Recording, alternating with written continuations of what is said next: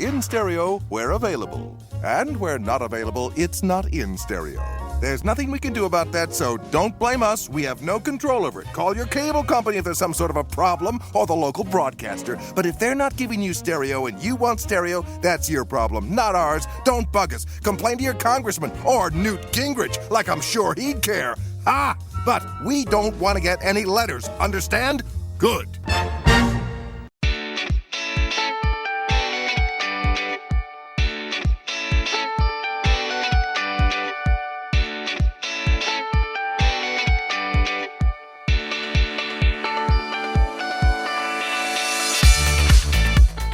Hello, everyone, and welcome to episode 4 of Sketch, Watch, Play. My name is John Fleury.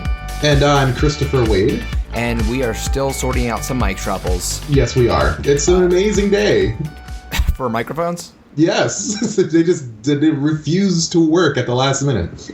Yeah, I think it's the same one. When we did the test recording, you were saying, like, it has barely been used, but you think you left it in, like, a moisture-filled area or something? Yeah, I'm going to have to replace it. I mean, usually I don't have many problems with this particular microphone. Mm-hmm. I'm hoping that... by the way, for those who are wondering, it is a Samsung C01U. It's basically built for this kind of thing. But I don't use it very often. I typically just use it for voice recording when I have an opportunity. But long story short, I'm going to need another one. I might be able to help with that eventually, especially if it's used for the podcast. Yeah. Keep me updated on that. No problem. So, between our recording of the last episode, where we talked about Kung Fu Panda and all things Final Fantasy 15, we got approved on both iTunes and Stitcher. Yay! Yeah, I was not expecting to happen so quickly. They said it could take even weeks. But if you wish to check us out outside of our blog or Twitter or whatever, we are available on the directories for both of those services. But Chris, I know that we had to delay this a couple days because, priorities got in the way. Life comes at you fast sometimes. It always does. And but the good thing is, I think I told you, I'm going to try and aim for a regular Friday for upload for each episode. That sounds good. So we're recording this on Sunday, so it should be plenty of time to get it ready for this next coming weekend. Oh no, it's recording on Saturday. Mm-hmm. We should probably catch up a bit on. So have you been playing more Final Fantasy 15? Oh boy, yeah, and I still love it. It's still a really fantastic game. I know I don't want to say a lot, but I know there are a few people who have some hang-ups about Nomura's character design styles. Yeah. And I mean, that's Nomura. You're going to have anime pretty boys. What can I say? People like that. But regardless, the game itself is super, super fun. And honestly, I don't care about the story anymore. I'm hearing midway through it kind of falls off a cliff at parts. Well, I haven't even gotten close to like the main story bits. Like just last night, I finally made it to chapter 3, but I'm on level 30. Like I spend most of my time just doing side quests and trying to get strong enough to like beat up iron giants and like a plethora of bombs. I just beat the shit out of the Bandersnatch the other night. That was fun. It's funny. I was feeling like I was probably way behind you, but I'm actually just starting chapter like when the first new region opens up, right? Yeah. After you beat a guy called Loki, I think. Yeah. Okay, I'm at the exact same spot. Yeah. The thing is, like, Loki showed up. And he was like, I'm going to do this for the Empire. And I got myself a nice red robot. Don't you see its color? And I'm walking around with my dudes like, dude, we're at level 28. What is your problem? What have you been doing? We've been leveling. We saw the exact same robot at level 76 3 times in chapter 2, and he consistently beat our ass. He reminds me of like those early Star Fox bosses. I'm going to crush you. I failed you. He is the Final Fantasy equivalent of those wimpy first bosses. You'll never defeat Andros! And he exploded. Yeah. And we're just like, well, You'll never defeat Niflheim. I think he yells like, I'm sorry. Yeah, it was something like, man, you really should have chosen a better line of work. At first I was like, is he supposed to be someone? But then I'm like, he's just kind of a wimpy first proper boss. Yeah, he just showed up like, I'm a badass. And then we showed up like, man, sorry, and goodbye. I liked having, what's his name? Is his name Core? Yeah, core's cool. That general guy. I like the idea that you get temporary party members who have their own, like, those special abilities they use up their bar, because his is a beast. He's just like one charge forward. I think I used that to finish off Loki.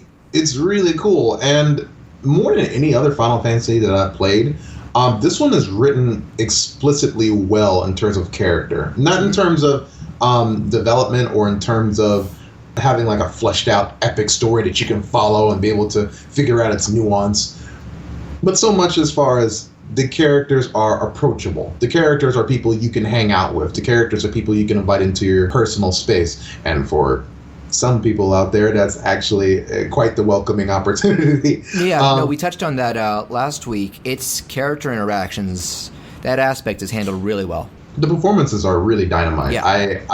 I love being able to see my bonds with these little polygons get stronger as I go forward in the game. It's really fun, and it's refreshing to see that in Final Fantasy. It's something that I haven't seen, we all haven't seen in quite a while. Not since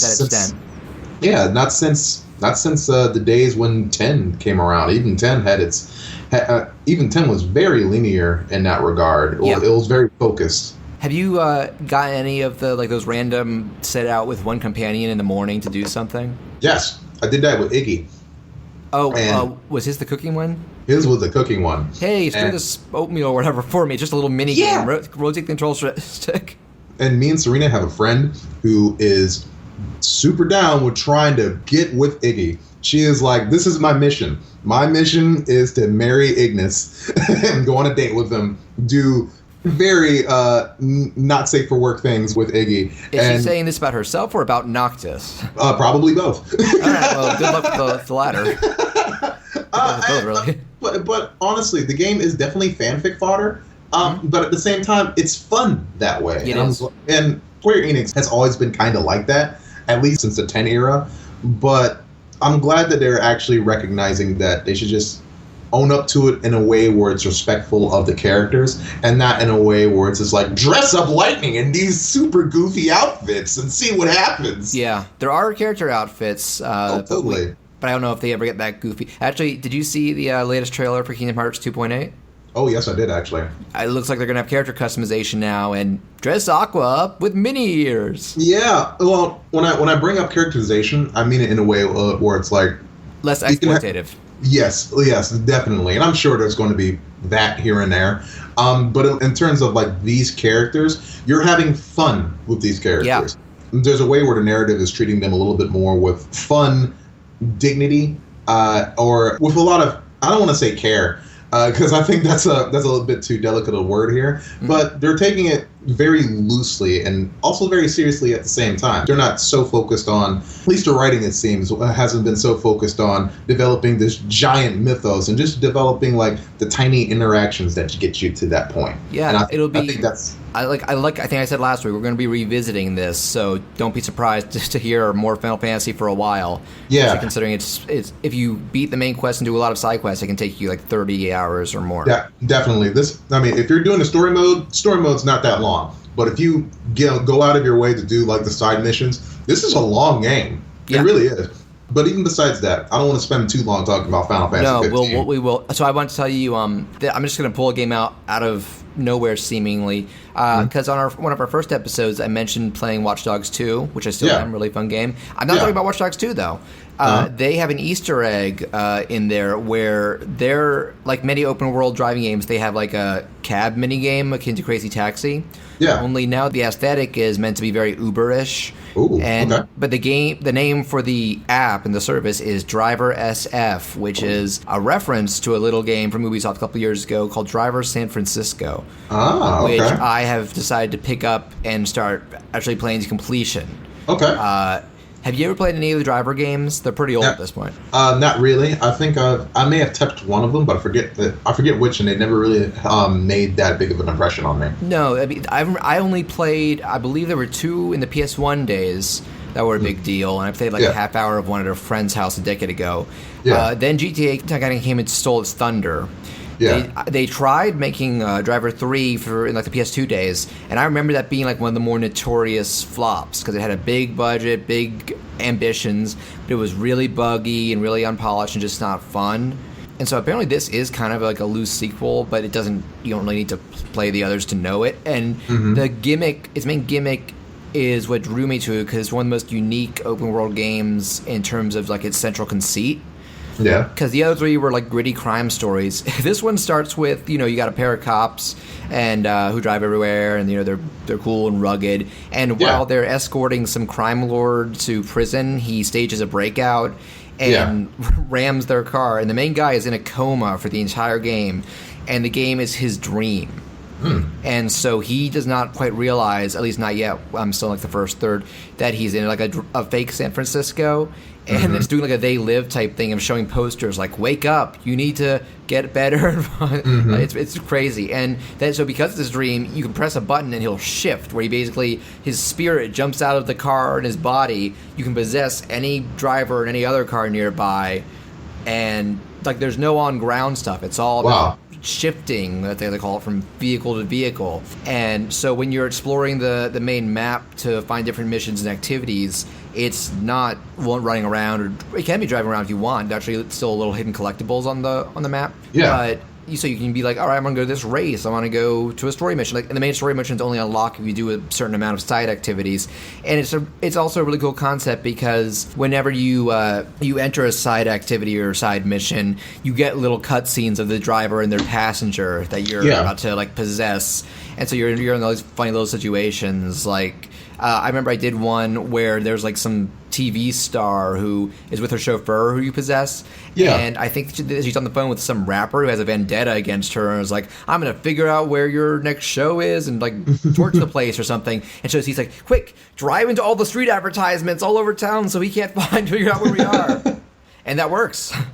Oh, that sounds cool. Yeah, it's really charming. And I to be honest, this probably isn't going to be the only time I kind of pull some older game out of nowhere, because I think I've mentioned before, I have such a backlog that I keep meaning to go back and finish. And this, thankfully, thanks to Watch Dogs, inspired me to go back and revisit Driver San Francisco. So it's probably pretty cheap to get now if anybody's interested. It's on 360 and PS3. I think there's a Wii version too. That was one of those games where the Wii version was a totally different game.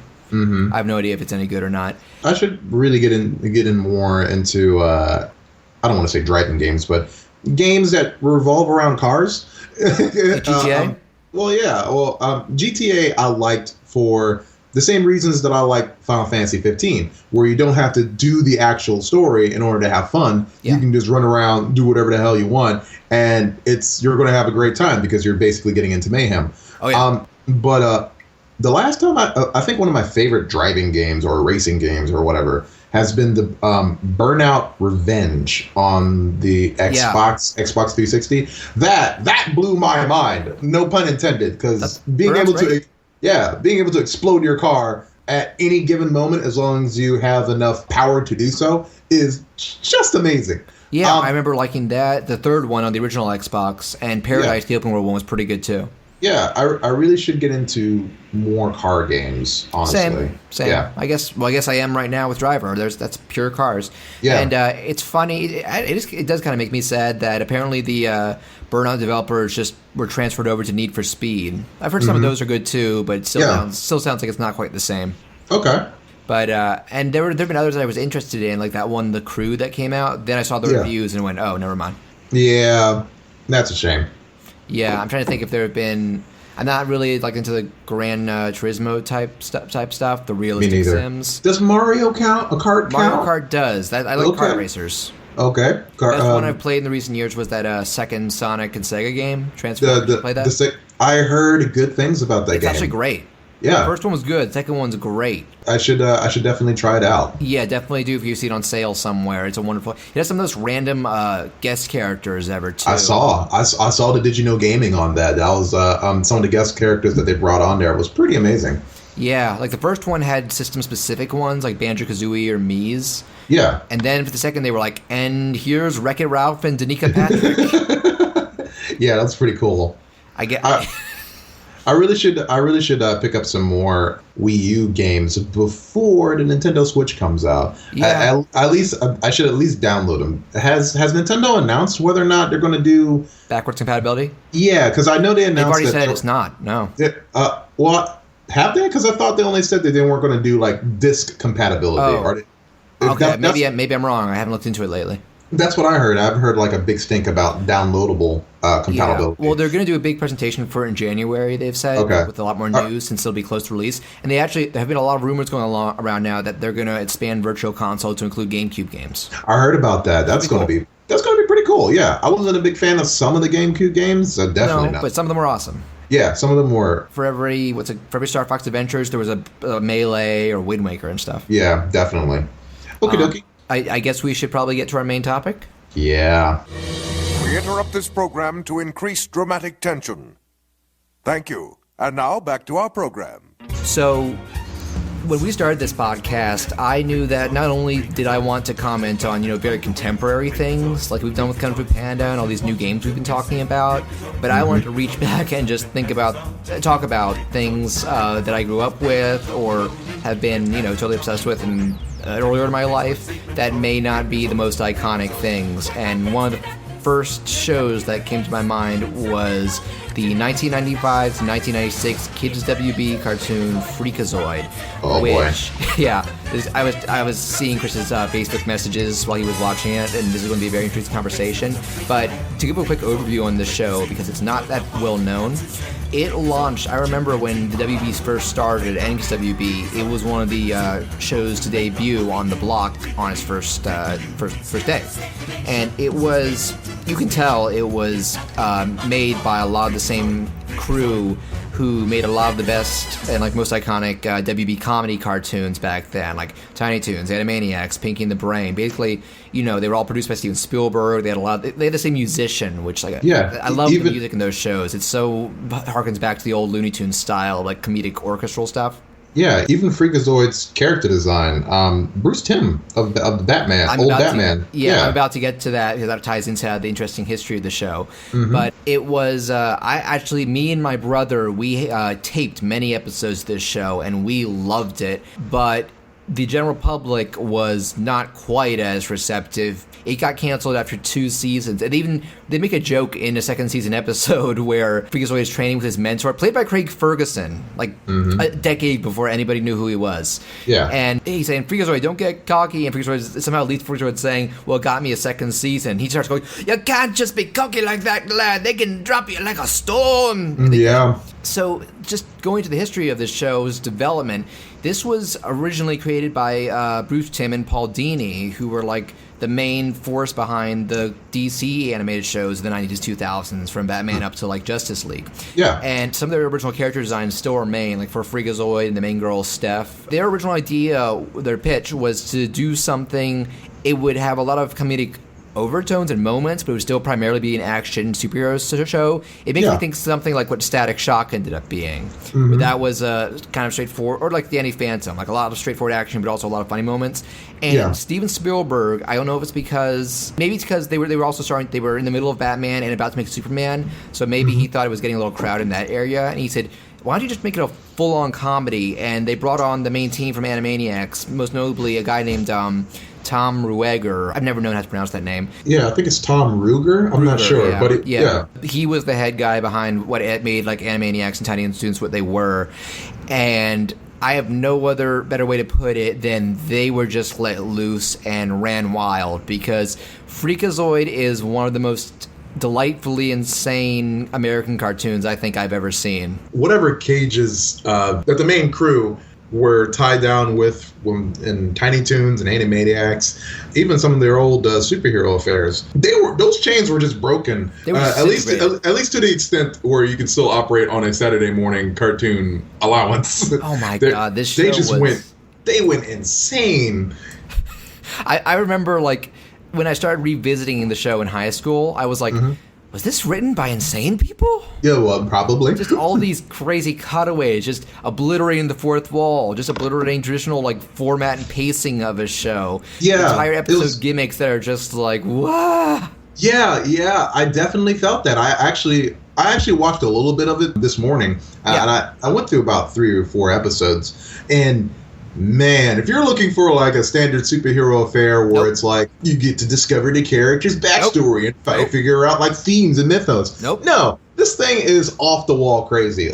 There's a point when Freakazoid is running around and he has to go to a school prom in order to save people from a villain known as Cave Guy. Yeah, a very astute Neanderthal kind of guy. He's a very big, tough guy, but he talks like the fake voice used in Ferris Bueller. Like, his first line is, I subscribe to the New Yorker. Is this caviar? I only have gold-plated caviar. The villains there's so many good villains in this show. Did you see any of the ones with the lobe? I did catch the one short with the lobe. Definitely Handman. Yeah. Handman. I mean, not Handman. The Lobe is the main recurring villain. He is called that because his head is a giant brain, and he's kind of like a genius scientist. And they get so many good moments out of him. Do you know who voiced him? I've heard his voice before, but I don't know his name. He's a legit good actor, though. Yeah. His name is David Warner, and if we're talking, he has a long history of stage and film. If we're talking geek culture, he was the main villain in the first Tron, Sark. Oh, yeah, that's right. And the scientist in Ninja Turtles 2, The Secret of the Ooze. Cool. Who we all thought was Baxter Stockman, but wasn't. He also had I remember his voice from time to time. I'm not he was on Billy and Mandy. Yeah, there we go. Billy and Mandy. Okay. He pops up from time and stuff. He's a very much a character actor who will pop up in small roles. Definitely. And he's very good at it. And the best thing is, I looked up videos of him. The Lobe and Freakazoid is one of his favorite projects he's ever done. I'm glad. It looked like they had fun writing and voicing the episodes that they did. And Paul Rugg, the voice of Freakazoid, I remember reading that they tried a long time to figure out what is a good actor to portray the intensity and the craziness that they were trying to portray for Freakazoid, and everybody kept doing this weird Robin Williams shtick because obviously Aladdin and Ferngully were big at the time. Yeah, around the time. And they didn't know what they wanted. They just knew that they didn't want these guys that failed in the auditions. They didn't want them. So Paul, who had done work on, was it Animaniacs? Yeah, he's the writer for both shows, and he was the Mr. Director, the Jerry Lewis parody. Yeah. Raven. Oh my God, I can't tell you how many times. Okay, I'll get to that. But after a while, he just up and did the role of Freakazoid himself. Yeah. He improv. It was the same situation that happened with Walt Disney, because he was the original voice of Mickey Mouse. And if that was a situation where when they held auditions, he would keep doing the voice and go, no, it's more like this. And eventually they went, why don't you just do it? I didn't know Walt actually voiced Mickey Mouse. That's news to me. In the early black and white shorts up till like the 50s or something, yeah. Oh, wow, cool. And apparently the deciding factor in getting Rugg was that Spielberg listened to a recording of his and went, yeah, run with it.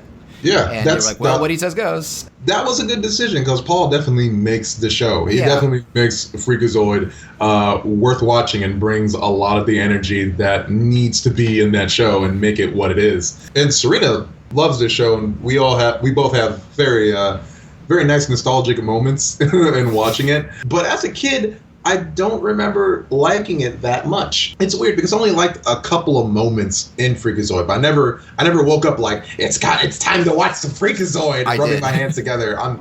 You and me differ in that greatly. I respect the show a lot, but even when I watched the show this morning, I was like, what the hell is going on? No, that's a natural reaction. What is happening? I kid you not. The show was called Freakazoid, but they spent knowing that and then watching an entire episode where they parody Johnny Quest. Yeah, like Toby Danger. Yeah, Toby Danger. Like they tried their hand at doing the old Hanna-Barbera dramatic lighting style with heavy black shades and very limited animation. Very limited animation and stock toilet effects. Oh my God! And the show just runs with it. It's not even like the lawn gnome segment where gargoyles. Where the Freakazoid show actually parodies gargoyles, and there's tiny little snippets where Freakazoid himself will pop in and be like, "This is a good idea. I should actually take notes." This Toby Danger segment just goes off on as a Johnny Quest thing and doesn't stop. Yep. It just doesn't. Yep. And what really made me and Serena kind of die on the inside. Oh, you told me about this. Well, actually, I'm going to get to that one joke. Oh, okay. What made you die? Okay. There is a particular segment in the Toby Danger segment when, like, the father figure, like, is trying to reroute electricity, so he takes it from different sources. Yeah. Takes it from he takes it from one building, then he takes it from a hospital where a surgeon actually, cuts another nurse by accident. I'm not even gonna hang on that because that's not the most important thing. They cut to a Ray Charles concert, yes, where Ray Charles is on the piano, yes, and of course Ray Charles is blind. But when the lights go off, Ray Charles is still jamming away on the piano without missing a beat, and we're just like, that is rude.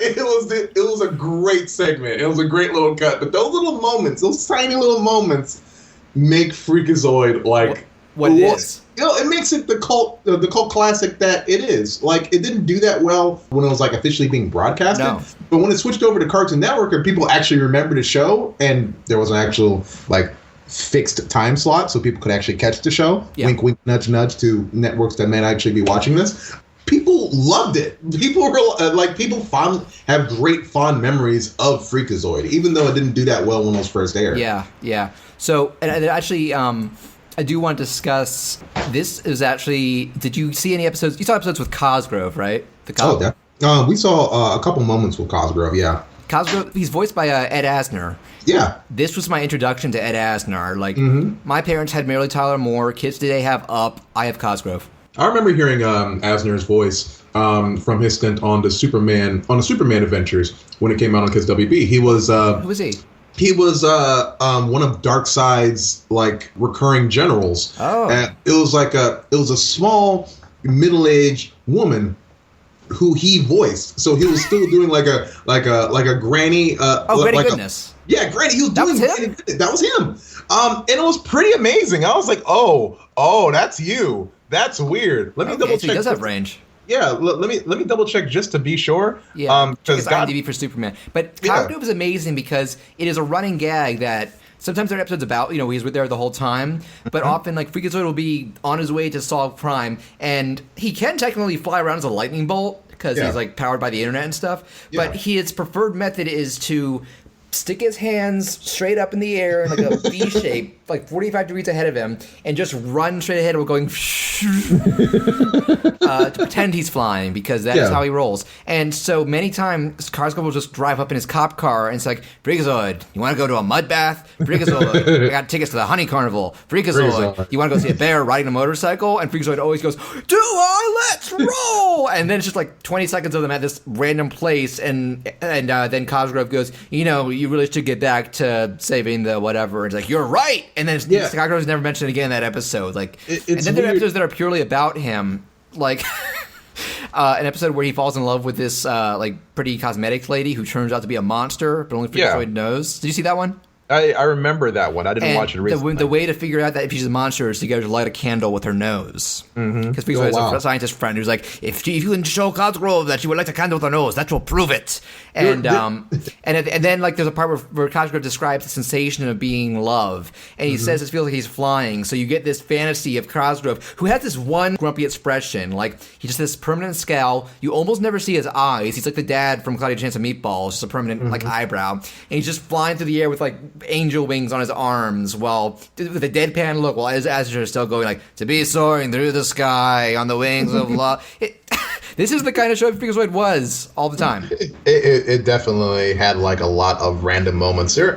And the thing is about Freakazoid is that you can't really jump into it and expect it to change, because it's not a traditional show which has like a legit act, which just has like a structure. Which is it has its own structure, but it's definitely like unconventional in how it approaches its storytelling, because it's just made up of throwing things at the wall. I'm throwing jokes at the wall and see what sticks. Yeah, like, and not every single one does stick, but the ones that do are incredible. They are, and the show out and out says this. Like during the Fanboy episode, when they cut to the Freaka-lair, and Fanboy is like, I didn't know you had your own lair, and Freakazoid just walking with him, and he says, we're just trying out a whole bunch of ideas and seeing what sticks. Like literally, that's what he said. There's an episode where he gets the Freakmobile, and he goes into a speech like, the network wanted us to be more toyetic, and then the announcer, there's this recurring announcer goes, toyetic, made to promote toys, buy your own Freakmobile. I don't think they ever made toys of this show, but I guess they tried. They didn't, but if they had the chance, I guess it just didn't do well enough to actually fly. And I think once they saw the ratings, they were like, that's not.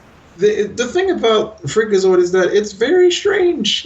Yes. Yes. And the moments where it's good, it's very those moments are very good. But me walking into the episode of Freakazoid where this villain this villain named Candle Jack shows up, I was kind of upset because they made this one joke really easy on me. Yeah, to go into it. Yeah, they're talking, Freakazoid. Okay, I'll just set it up. Freakazoid and these kids are at a campfire saying, "What would be the scariest thing in the world?" And Freakazoid says, the Freakazoid just pops in and is like, and says, the scariest thing in the world would be if they made another show about Sinbad. With Sinbad, Sinbad. And the kids are horrified. The kids are mortified, and they run into their cabin screaming at the top of their lungs. And I'm just sitting there like, I like Sinbad.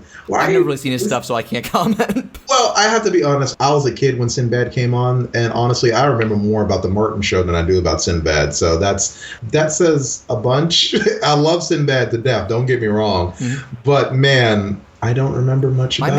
My only real Sinbad memory is when he guest starred on All That. Did you ever see that episode?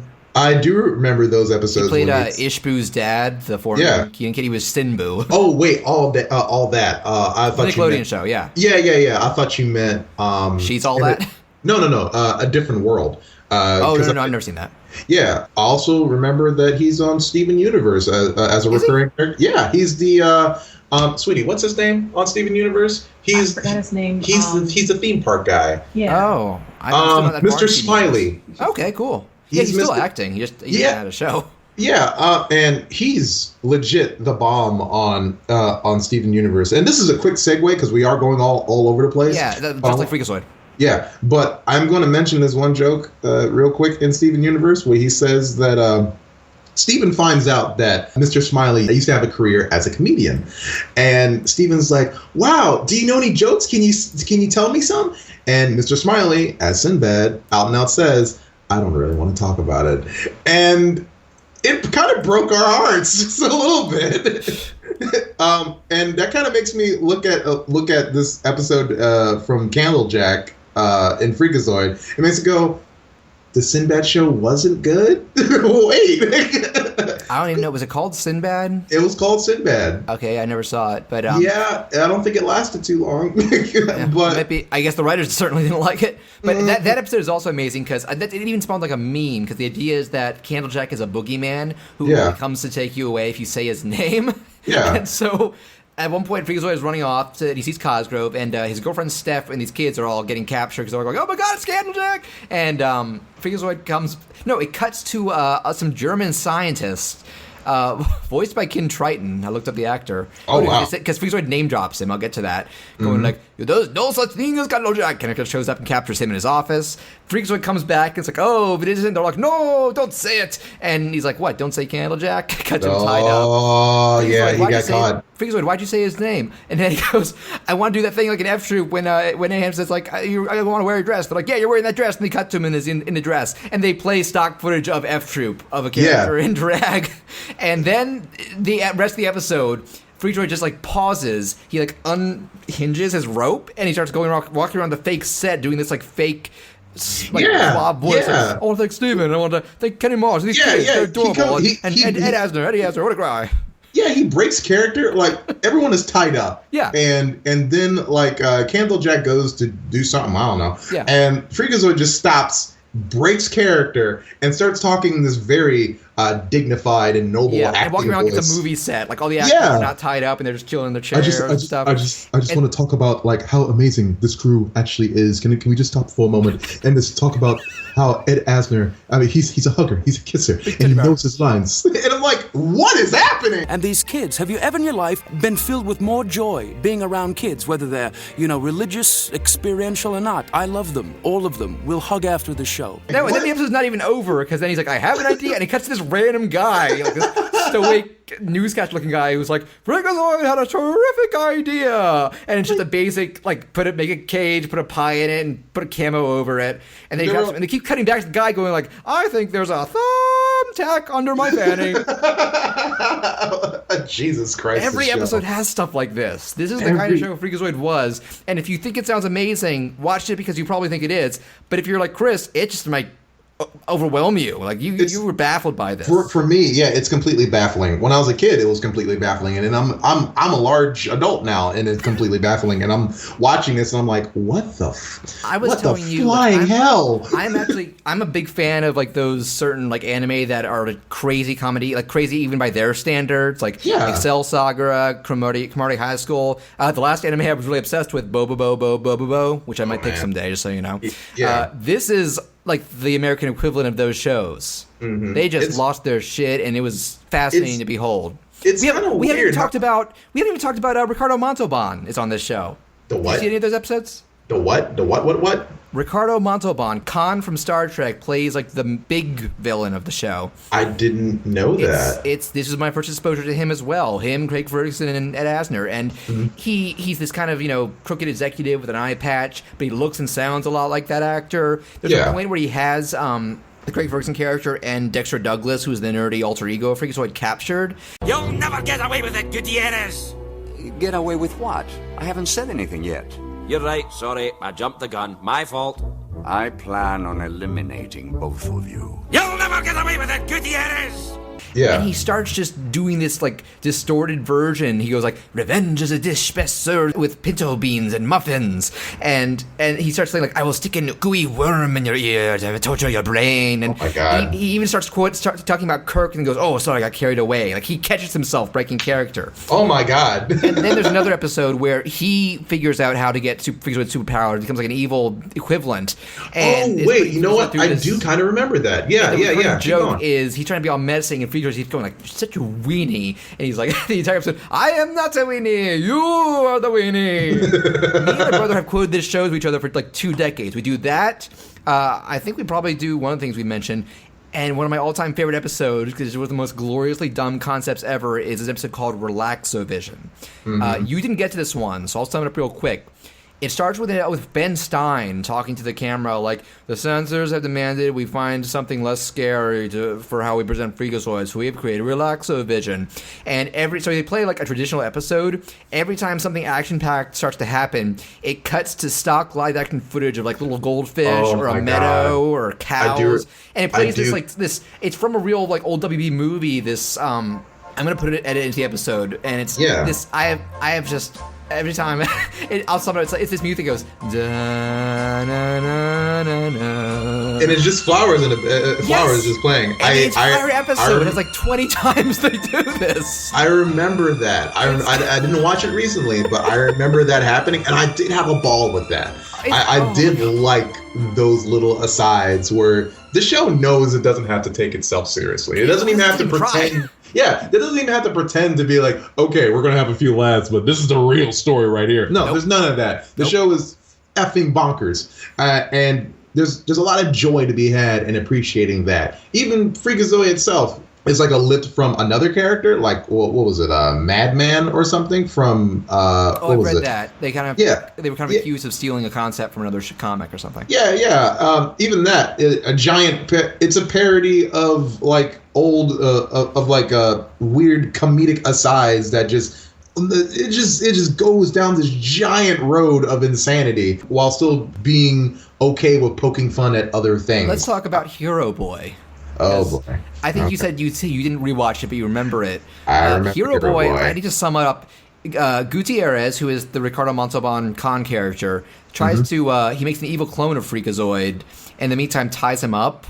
And the episode starts with Freakazoid watching Hero Boy, which is a spoof of the original Astro Boy, which is the dumbest thing, because it's Hero Boy, his catchphrase is, "I must succeed," and his entire, unlike Astro Boy, his entire repertoire of fighting is running up to a Godzilla-sized monster, ineffectually punching its foot and making this noise. Oh my God. Yeah. And at the end, in the middle of the episode, Gutierrez, I don't even remember just to torture him. He's like, "Freakazoid, we are going to watch our home movies." And it's more live action stock footage, like a big kid in like a little model village while Gutierrez going, "Here is a giant Swiss boy looking for cheese and houses. Give me cheese."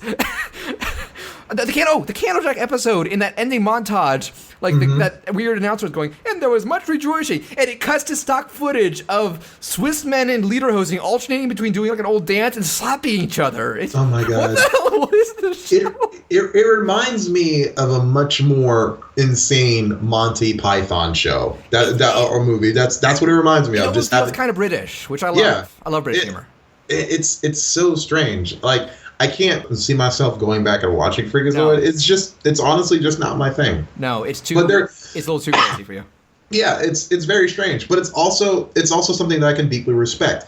There are things within the industry that the writers and the voice and the actors and the artists, they're completely aware of, and they have a lot of respect for a lot of these things, but they don't mind poking fun of those things. Like, there's a segment, and this is, ladies and gentlemen, this is the segment that me and my wife absolutely fucking lost it earlier today, where it's just an opening of the majesty of space and showing like the huge vastness of planets and stars that align our cosmos.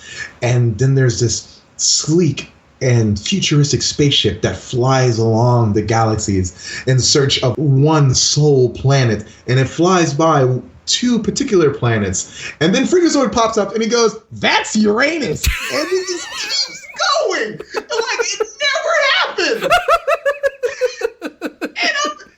And it is just the most magical 6-year-old thing to ever occur in this show. And then whatever misgivings I had about this show after not watching it for 20 plus years, all worth it for that.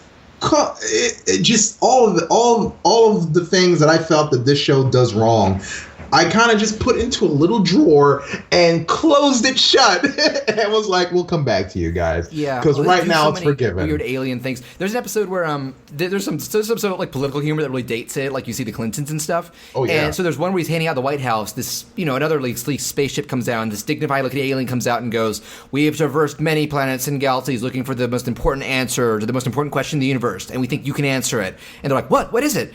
"That Barbie doll. What's her sister's name?" I think it's Skipper. Oh, Skipper. Never thought of that. And he walks back into the ship and goes, "Hey, everyone, it's Skipper." And you hear this ecstatic audience of aliens. Yeah! Yeah. And then they just fly off. Yeah, there's no mystery of the universe revealed or anything. Well, to them it was a mystery. Yeah. Well, not to us. We were expecting we were expecting for them to come to us and reveal something. We took our mystery for granted. Yeah, and they come to us like for this mundane question, like, so what is the secret sauce that you put on your Big Macs? Yeah, and we convene for a moment. We're like, it's 1,000 Island dressing. That's all it is. Of the answer in Hitchhiker's Guide to the Galaxy. What is the meaning of life? 42. Yeah. It's like a very underwhelming answer, and then there's a very underwhelming question in this. And we need to talk more about, we can finish up soon, but we talk about like all the fourth wall breaks. Yeah. I can tell you right now, I'm going to be randomly adding it in some like when the announcer just randomly interrupts. Like they do a 2-parter origin of Freakazoid episode, and at one point he's like, right before it becomes Freakazoid, "We interrupt this program to increase dramatic tension. Thank you." Then there's another one. "We interrupt this program for an important message. I love you." I love you. And the last one. "We interrupt the program to bring you this important message. I'm actually a deep-voiced woman." Oh, yeah. I remember that one. And then there's like another episode where the show just stops in the middle, like Freakazoid's arguing with the guy about like, "You need to go face the lobe." He's like, "No, the law prohibits me." And the guy goes, "What are you, wacko?" And then Wacko from Animaniacs pops up and is like, "No, I'm Wacko." See, that's I think the episode where Wacko and Pinky and the Brain make a special guest. Yeah. I think that's the episode I remember the most. It's a clip on YouTube. So just as some joke, Wacko pops up and he starts singing, Wacko's America. And Spielberg's like, "Hey, you're throwing off the groove of the show. Why are you doing this?" And he's like, "Oh, no, Steven loves when we do these little crossovers. I mean, Animaniacs is his favorite." And Freakazoid's like, no, Freakazoid is his favorite. The Brain pops up out of nowhere. It's like, "No, the wit of Pinky and the Brain is his favorite." "Well, let's just figure it out." And they're cut to Amblin Studios. They're all arguing. And a Frank Welker voice, Spielberg, is like, "Well, what's this all about?" And they're like, "Steven, we know you're very busy, but we were just wondering, who's your favorite?" And his response is just, "Who are you people?" Yeah. Cut back to Freakazoid. Where were we? And the episode just keeps going. Yeah. Like they don't even try to pretend like, no, Spielberg just produced this. He's too busy to care about you guys. No.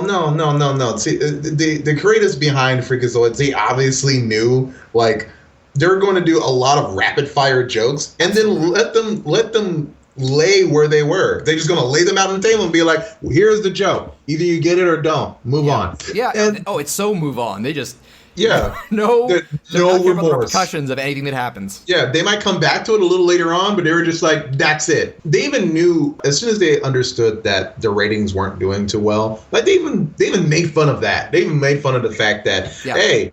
Can you watch this show so we can keep our pants on? It'll be really helpful. We'll be unemployed. It's in the theme song, the first episode. He's here to save the nation, so stay tuned to the station. If not, we'll be unemployed. Freakazoid. And even though the show is not my thing, I do hope that there are more cartoons of that nature, of roundabout silliness, of crazy insanity that appreciate that kind of whimsical random wonder. I know Sonic Boom does it. I know Teen Titans Go does it, much to a lot of people's chagrin. And this is an unpopular opinion, but I happen to like Teen Titans Go. But there's it's not for everyone. But at the same at the same time, there are a lot of shows that are taking the essence of what Freakazoid was. I'm not saying that they're obviously borrowed from it, but they're taking that random slapstick humor that switches to its own little asides and leaves the jokes as they were, and it keeps going with the main plot. But still more cohesive. Yeah, but they relish in that randomness, and I hope that more cartoons do that. And don't get me wrong, like no cartoon has done what Freakazoid has done since. Sadly. And yeah, it is kind of sad. And again, it was very experimental. Not a lot of people enjoyed what it was or even got the joke of what it was. But at the same time, there's still something really special about it. And I hope that, hey, if you have the opportunity, if you haven't seen Freakazoid, give it a shot. Yeah, give it a shot. We'll go watch a clip or so on YouTube. Maybe you'll like it. Maybe you won't. But as animators, this is something that we deeply appreciated when we were kids, and maybe you will too.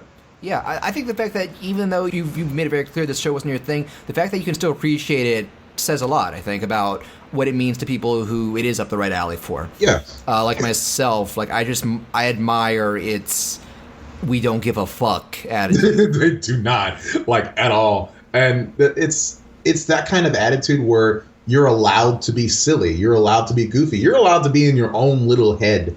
As long as it doesn't hurt the ones around you, then you should absolutely, be free to be that person or be free to tell those kinds of stories. So if you find yourself looking for some inspiration on how to be, how to relish in the randomness of comedy, or even the appreciation of the magic of off-the-wall humor and tearing down fourth walls, Freakazoid did a lot of those things before Deadpool did a lot of those things in the mainstream market that is today.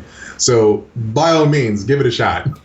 Chris, that is a perfect summary of Freakazoid. So my only response to that can be HUGBEES. HUGBEES? Do you remember that? I remember HUGBEES. Oh my God. It's the Cosgrove girlfriend episode. It starts with this episode is dedicated to everyone who has ever fallen in love. This episode is also dedicated to Mrs. Ashley HUGBEES of Fuller's Earth, Arizona, because we like saying the word HUGBEES. Go ahead, try it. HUGBEES. HUGBEES! HUGBEES! HUGBEES! Moose! And this randomly, throughout the episode, cut to a live action stock footage crowd going, HUGBEES! Oh, dear It's Lord. funny. What my parents remember me loving the show. The only thing my dad remembers, in quotes, is the theme song lyric, runs around in underwear. And I always want to tell him, Dad, that is nothing compared to how batshit this show is. Yeah, this show is... That's tame. This show is crazy. It is completely nutso. And as a kid, the animation in Freakazoid constantly fluctuates. So you have some good quality episodes, you have some not as good quality episodes. The same way with Animaniacs. But that theme song has stuck with people to this day. Yes. And I remember singing it to death when I was a kid, to the point where I annoyed my parents about it. Freakazoid runs around in underwear. Freakazoid. Oh, man. I can't. The lyrics and the visuals so well sum up what kind of show you're about to watch, like Freakazoid, chimpanzee. It cuts the stock footage of a chimp. Or, or Floyd the Barber cuts his hair. There is no character named Floyd the Barber. Oh, before we go. Yeah. Who is that guy, that one character that has the most grotesque yet happily nonchalant face. Yes. And his neck is sticking all the way out, and he's like staring at the camera. That- and he has like pointy hair. I'm so glad you brought this up. He's balding, but he has like short hair. But he's like he has like the craziest John K. grin on his face. What is that? Who is that guy? His name is Emmett Nervand. Apparently, he was designed by the creator of Angry Beavers, who worked on the show. Okay. He was really just a joke. The idea is they show him once or twice per episode for a split second, even where he doesn't fit at all. And if you watch the credits of every episode, there's a reference to it, like find Emmett Nervand and send him home. And, like they're always the credits are crazy too. Watch the credits. It's just like Animaniacs, they often have little things. Freakazoid says a line after them, but there are all these weird credits. I think there was one that's a Monty Python reference where it says, "And Weena Mercator is the hopping woman" or something.